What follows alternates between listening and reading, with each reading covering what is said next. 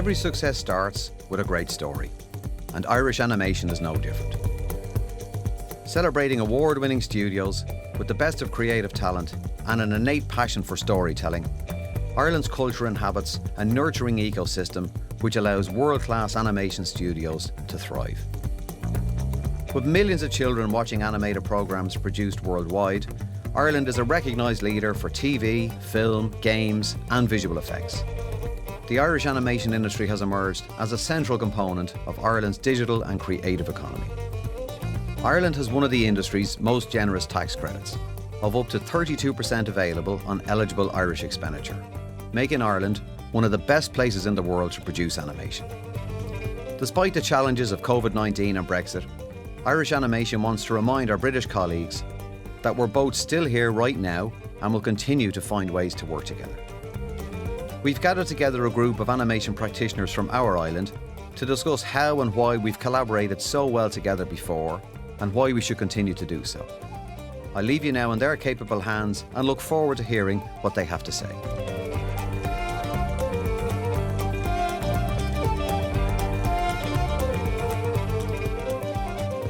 Co-production and collaboration on our projects has always been an essential part of the way we approach getting them developed, getting them co-produced and getting them internationally distributed. We as a studio very much believe in representation on screen and behind the screens. So when we look for co-production partners, we look for people who are very actively looking for that balance and in terms of inclusiveness and especially gender balance for women on screen and behind the scenes. Finding a co-production partner is, it's essential really to attend the markets. So the UK is perfect for that, because we're able to hop on a plane normally and go and see our UK partners and visit the studio and see the setup. It really is important that people love what they do. Production, especially television production, is such a long process. First episode and last episode are just as important as each other. So we look for animation enthusiasts, we look for storytellers, and we look for people who really believe and love the characters that we're creating and putting on screen. The best thing you can do is get yourself out into the market, even if it's virtually. The markets is kind of second to none for us.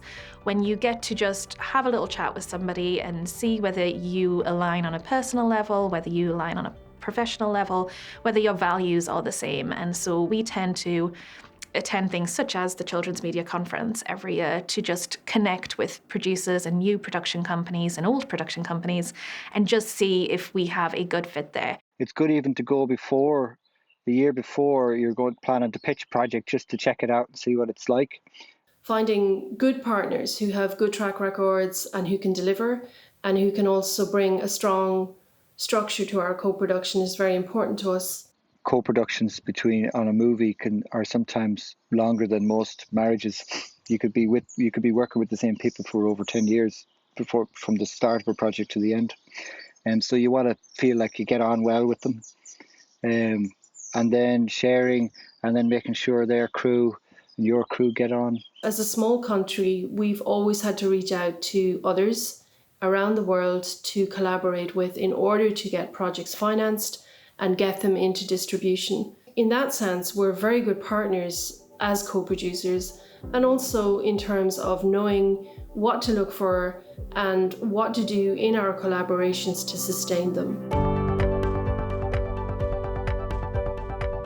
We work with talent from the UK and overseas all the time, and we have a great talent base in Ireland, but I'm old enough to say that the industry is still to a degree nascent in Ireland. So it's always important for us to continue to expand our database of talent. One of the things I've been the most impressed about since moving to Ireland is the support network for training and upskilling talent here in Ireland, for Screen Skills Ireland and for Animation SkillNet.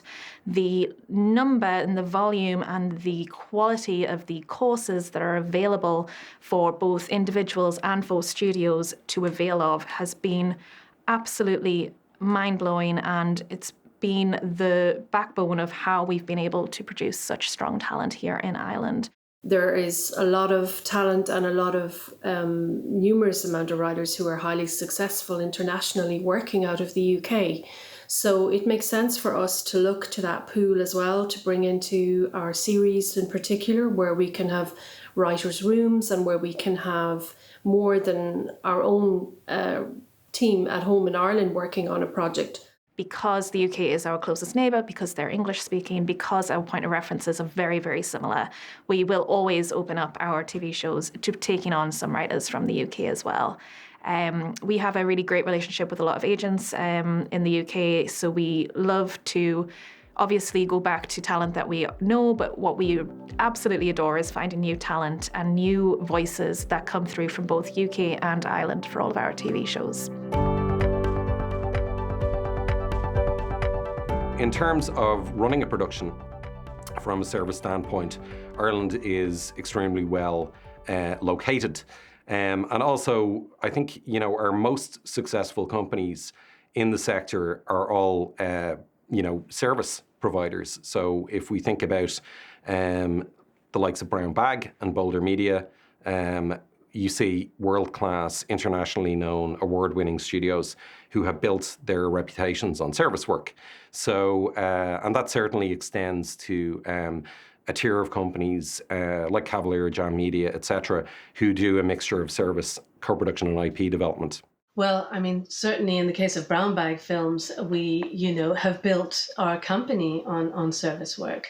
So we have done so much work with channels like Disney Channel in the US, creating shows like Doc McStuffins and Vampirina, among many other shows. It's really been amazing to be able to offer this level of quality and talent, amazing animators and directors, really across the board. It's a very, very important part of what Ireland can offer. Yes, we love service work. Ireland has an amazing pool of talent. There's over 2,000 people who are working in the animation industry here. We are always working from one production to another production. So if you are looking for somewhere in service, you get this credible, vast experience behind all of the crew who are here. So Ireland is known for its storytelling and IP creation, but that's not all we do here. We also do service work and work for hire. And one of the really great advantages of coming to Ireland is just the absolute wealth of talent that we have. We have fantastic storyboarders, fantastic designers, animators, post-production houses. So, when we're talking to clients that want service work done in Ireland, that's something we can do. And another thing that is really beneficial is that we can also use the 32% tax credit for the service work as well. So that's very beneficial for budgets and for finance plans. The Irish tax credit, as perhaps some of you are aware, is one of the greatest advantages of co-producing with an Irish company. It's 32% eligible spend, and it gives Irish companies the ability to go to market and to talk to UK co-producers with a third of the budget already in the back pocket. So it works extremely well in terms of putting a production together with a UK studio. And so long as we're both talking to our own broadcasters and accessing the additional soft funds available in each of the territories, it certainly makes a prospective pitch a lot easier to get up and running and financed in a year to 18 months if it's original IP, for service work that can be done a lot quicker. The Irish Animation Tax Credit, Section 481, is definitely one of the strongest and most robust in all of Europe. And the beauty of this tax credit is that it works very well alongside other tax credits which are available. So the UK Animation Tax Credit, tax credits in Canada, tax credits in France, Australia. And so by combining these tax credits and by working together, usually through co-productions with other companies, you really can make it easier to finance shows. There really is a great deal of cooperation between international partners. There are similar tax credits and similar tax incentives around Europe and around the world, but I think the Irish one probably is one of the oldest and the most mature and most established. It's reliable and is regulated well. And I think in terms of how it can benefit a co-production, it brings in money earlier in how we can draw it down. Once everything is certified by revenue and the government here, we can bring up to 90% of it into our cash flow and into our spend early on in the co-production. So I think this gives a stability to co-productions, and I think it gives a very solid way to start out. The relationship between Ireland and the UK is so important, and when it comes to those relationships with the broadcasters, with the production companies, with the distribution companies, it's just incredibly vital that we are continuing to pitch our projects over there, and people are still pitching their projects to work with us over here as well.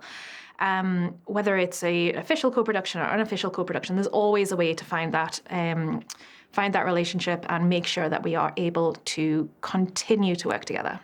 I don't think it should make any difference after Brexit. I think the animation community is pretty tight internationally, and there's still going to be tons and tons of advantages to working with people in the UK. In fact, we are currently working with the UK on a feature film. Yes, when Brexit happened in 2016, the first event that I attended afterwards was CMC, and there was a certain degree of panic happening around what would occur. And certainly since then, we've done more business with the UK than we had done prior to Brexit. I think the uncertainty that arose from Brexit, and, there's still a certain degree of uncertainty in terms of where the European finance is going to sit, has strengthened the bonds between Ireland and the UK. And, I don't think that long history of cooperation and, the cultural link between Irish and UK producers is under any threat. It may get a little bit different in terms of how we put deals together. But the UK broadcasters are also extremely familiar with the Irish service and co-production system, and I think they'd be a little uncomfortable with throwing the baby out with the bathwater. I moved here for a 15-month job, and it has been 7 years, and I'm still here. Ireland is a great place for animation talent. It's one of the few places I've ever been to where there's a true animation community that you can call on. The number of studios here and the openness of everybody who works in the industry is just such an amazing opportunity for anyone who is looking to get that first foot in the door. What I would suggest is come over to Ireland first to check it out. There's a really, really good animation scene in Ireland. There's a great animation film festival called Animation Dingle, which is predominantly targeted to students and graduates from the industry. So I would say come over, spend some time in Ireland, go to some of the events, get to know some people, and see if it's something that interests you. And then after that, just simply send your portfolio and CVs to the HR departments in the different animation studios and take it from there. There's never been a better time. I mean, in Ireland, there's a lot of the studios are growing, and there's definitely a lot of work. So probably the best thing you can do is come and try to ask to visit some of the studios, come and do sort of a bit of a tour, but also focus on your work and what you're strong at. And I think what's really needed, I think, across all the industry is much better experience in storytelling, or at least maybe it's a little bit more training in storytelling. I think it's the hardest thing to do in any project is get the story right. I moved to Ireland from the UK to join Nine Story Media Group, which owns Brown Bag Films, and it's something that was a very natural fit for me and for my family, because animation is just such a robust industry here in Ireland, and very, very much a global player. There are many fantastic animation companies in Ireland, a huge amount of expertise, really world-class expertise, creative talent.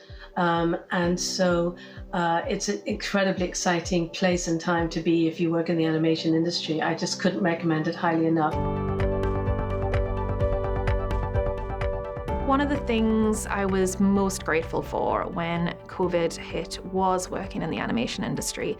Compared to an awful lot of industries, when the lockdown happened, it was incredibly difficult to see so many people shutting down and having to pause their production pipelines. Ireland has always been a team player in terms of the way we work internationally, and we work in a co-production method, that we were well positioned with COVID to leverage our production mechanisms toward a remote setup.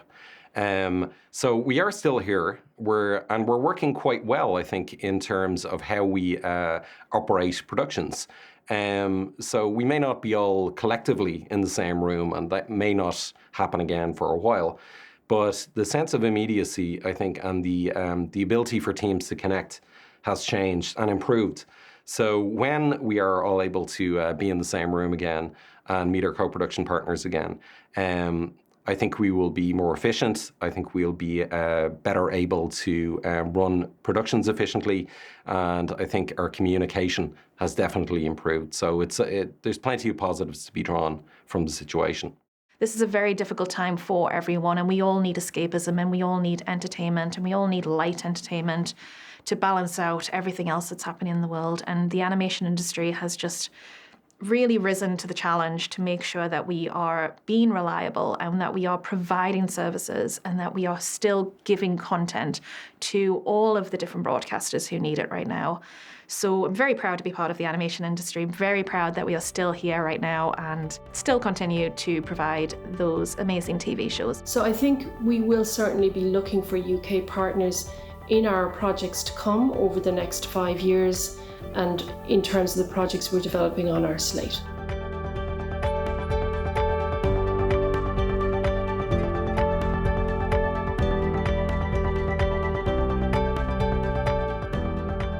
So there you have it, an optimistic outlook from the neighbours. There's plenty there to be positive about, and lots of opportunities for further cooperation.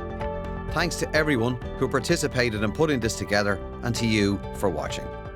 Take care, and hopefully we'll all see each other for real in the not too distant future. Go raibh míle maith agam.